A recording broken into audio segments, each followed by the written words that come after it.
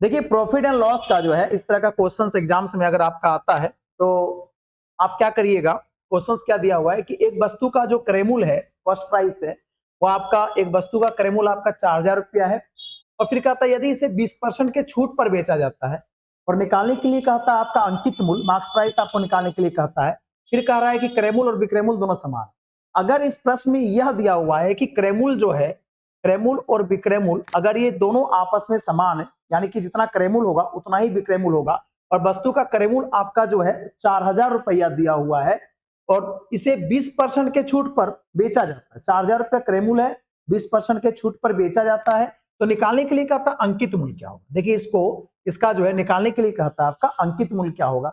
तो अंकित मूल्य कुछ भी होगा, मान लीजिए अंकित मूल्य आपका एम है और 20% के अगर छूट पर बेच रहा है तो 20% के छूट पर बेच रहा है, इसका मतलब ये अंकित मूल्य का 80% पे बेचता होगा, उसी का वैल्यू जो है आपका 4,000 है। अब आपको लगेगा कि सर 4,000 तो आपका क्रयमूल है, जी नहीं, क्रयमूल और विक्रयमूल दोनों आपस में क्या समान है, यानी अगर 4,000 में खरीदा है तो 4,000 में इसे बेच भी रहा है। ठीक है, आप इसे काट दोगे, 8 पंचे 40, 50 बार में कट रहा है, तो आपका अंकित मूल्य कितना हो गया 5,000, यानी वस्तु का अंकित मूल्य आपका 5,000 रुपया होगा।